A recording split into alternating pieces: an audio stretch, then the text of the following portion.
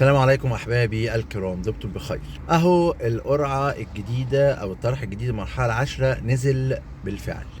طرحت اراضي الحي السادس والحي الثامن، زي ما قلت لكم المرحله العاشره او ما الى ذلك. انا بتكلم دايما عن القاهره الجديده والتجمع الخامس. طرحت الاراضي بالفعل واتفتح الموقع وبدات ناس كتير تحجز. طبعا هو الموقع زي ما قلت لكم قبل كده مفتوح 15 يوم بس، اعتقد خلاص اللي حولوا او دفعوا اكتر كتير من قطع الاراضي، فاللي هيحول بنسبه كبيره مش هتجيله. فاعتقد ممكن نصبر بقى ونخش او نقدم في الطرح لو في استكمال او تكميليه للمرحله العاشره. طيب انا بعمل الفيديو دوت علشان خاطر اتكلم في اكتر من نقطه. النقطه الاولانيه ان اللي بعت حوالتين ممكن يستنى الحواله الثانيه، هياخد في الاول وبعد كده الفرصه الثانيه تجيله في المره الثانيه. النقطه اللي بعد كده، كل واحد حجز قطعه ارض وحابب يشوفها على الطبيعه او يشوف شكلها ايه على الطبيعه، سواء كان في الحي السادس او الحي الثامن، يبعت لي.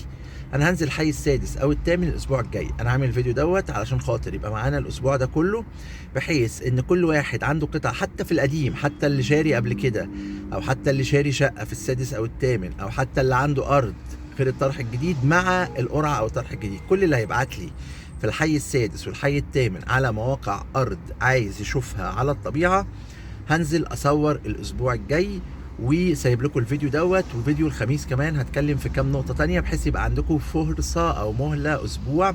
هنزل ايه بقى؟ هنزل على المواقع اشوف الحي السادس والحي الثامن، انزل ابص على المواقع، فرق المنسوب بتاع القطعه منخفضه ولا مرتفعه، شكلها عامل ايه على الطبيعه، هل في حاجه مبنيه جنبها ولا مفيش، تفاصيل التربه ايه، ونوع التربه شكلها عامل ازاي، بحيث ان كل واحد خد قطعة أرض هيبقى عارف القطعة ديت شكلها عامل ازاي على الطبيعة، وبرده يبقى عنده فرصة انه يشوف قطع تانية، بحيث لو هي ما جاتلوش يبقى عارف القطع التانية ممكن تبقى شكلها ايه على الطبيعة، ويبص على المنطقة نفسها بشكل عام، يعرف هي صخرية مش صخرية، كويسة مش كويسة، رملية ولا مش رملية، منسوبها عالي ولا منسوبها منخفض. كل الكلام دوت هيوضح لكم. عشان كده ركزوا معايا جدا في الفيديو اللي جاي بتاع الحي السادس والحي الثامن، واعرفوا كويس قوي أهمية الفيديو دوت اللي هو هيوضح لكم المواقع بالظبط كل ما يخصها. وبرده لو حد محتاج الخريطة بتاعة كل قطع الأراضي بالمساحات يبعت لي، يعرفني ابعتها له.